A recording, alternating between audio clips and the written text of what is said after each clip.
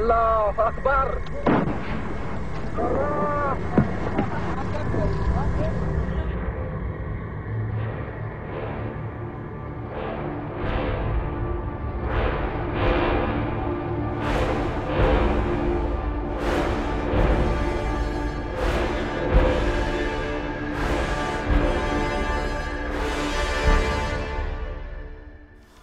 روس کو افغان مجاہدین کی سرگرمیوں کی وجہ سے اپنی ساری محنت اکارت جاتی نظر آنے لگی. انہوں نے ایک بار پھر تبدیلی کا فیصلہ کیا، لیکن اس بار اپنے کسی افغان ایجنٹ پر انحصار نہیں کیا. 27 دسمبر 1979 کو کابل شہر کا سناٹا روسی طیاروں کی آوازوں سے گونجنے لگا. فضا میں طیاروں کی آمد کا نہ ختم ہونے والا سلسلہ شروع ہو گیا. کابل کے شہری حیران تھے. ہر کوئی ایک دوسرے سے پوچھ رہا تھا کہ کیا ہو رہا ہے، کیا ہونے والا ہے، مگر کسی کے پاس ان سوالوں کا جواب نہ تھا. ایک طرف دیو ہیکل ٹرانسپورٹ طیارے ہزاروں روسی فوجیوں کو اتار رہے تھے تو دوسری طرف روسی سرحد سے ہزاروں ٹینک دریائے آمو عبور کر کے افغانستان کی سرزمین میں داخل ہو رہے تھے. سوویت یونین نے 1,10,000 افواج کے ذریعے افغانستان پر یلغار کر دی. وہاں کی سوویت نواز اور سوشلسٹ حکومت کا تختہ الٹ دیا. حفیظ اللہ امین کو ایک بھیانک موت کا شکار کر دیا اور اپنی مرضی اور پسند کے ایک آدمی مشرقی جرمنی میں مقیم جلا وطن افغان کمیونسٹ لیڈر بیبرک کارمل کو کابل بلا کر حکومت کا سربراہ بنا دیا گیا. روسی افواج اس خوش فہمی میں مبتلا تھی کہ شاید افغان عوام بھی چیکوسلواکیہ اور ہنگری کے لوگوں کی طرح اس کے ٹینکوں پر پھولوں کی پتیاں نچھاور کریں گے اور اس کی آمد پر خوشی کے شادیانے بجائیں گے، مگر ایسا ہوا نہیں. روسیوں کو کابل میں شدید نفرت اور احتجاج کے سوا کچھ بھی نہ ملا. افغانستان کے عوام روسیوں کے لیے صرف افغان عوام نہ تھے، یہ مجاہدین تھے. افغانستان پر روسی قبضے کا مطلب یہ لیا گیا کہ اب ان کا اگلا قدم پاکستان کی سرزمین ہوگا، جس کی گوادر کی بندرگاہ پر سوویت فوجی منصوبہ سازوں کی ایک طویل عرصے سے نظر تھی اور جہاں کے گرم پانیوں تک رسائی روسیوں کا صدیوں پرانا خواب تھا.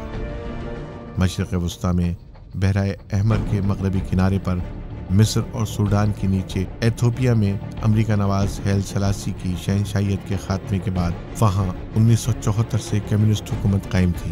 اس کے بالکل سامنے بحیرہ احمر کی سمندری تنگنائی کے مشرق کی جانب جنوبی یمن پر 1970 سے کمیونسٹوں کا قبضہ تھا. گویا خلیج کے تمام اہم آبی راستوں پر جہاں سے مغربی دنیا کے صنعتی ڈھانچے کو تیل کی شکل میں آکسیجن فراہم ہوتی تھی، وہاں سوویت یونین کا سیاسی رسوخ اور فوجی تسلط بڑھتا چلا جا رہا تھا. یہ صورتحال امریکہ کے لیے نہایت خطرناک بلکہ خوفناک تھی. امریکہ ذہنی اور نفسیاتی طور پر دنیا کے سب سے زیادہ عیار اور مکار قوم انگریز کا وارث ہے. دیانتداری اور شرافت جن اقوام کی پالیسی ہو ان کے کردار کا حصہ نہ ہو، وہ اپنے مقاصد حاصل کرنے کے لیے حکمت عملی کے طور پر اخلاقیات کی کسی بھی پستی کو چھو سکتی ہیں. امریکیوں نے افغانستان میں روسیوں سے مقابلہ کرنے کے لیے افغان عوام کے جذبہ جہاد کو اپنے مقاصد کے لیے استعمال کرنے کا فیصلہ کیا. روس کے ساتھ اپنی سرد جنگ کو مجاہدین کے ذریعے ایک پراکسی وار میں تبدیل کر دیا. افغانستان میں روسی قبضے کو نظریاتی رنگ دے دیا گیا. امریکہ نے پاکستان کے فوجی جرنیلوں جنرل ضیاء الحق، جنرل حمید گل اور جنرل اختر عبد الرحمن وغیرہ کو، جو اس وقت ہماری بدقسمتی سے حکومت پر بھی قابض تھے، بھرپور طریقے سے اپنے ہر اول دستے کے طور پر استعمال کیا. جنرل اختر عبد الرحمن کو تو بعد میں فاتح افغانستان کا درجہ بھی دے دیا گیا. جیمی کارٹر اور ریگن کے دور میں امریکہ نے افغان مجاہدین کو حکومت پاکستان کے ذریعے بے پناہ مالی اور عسکری امداد فراہم کی.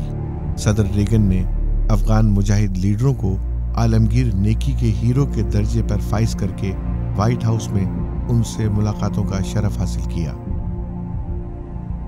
بعض عرب اور دنیا کے چند اور ملکوں نے خود کو امریکہ کا انتہائی وفادار حاشیہ بردار ثابت کرنے کے لیے اسلامی جذبہ جہاد کو امریکی مفادات کے تابع کر دیا۔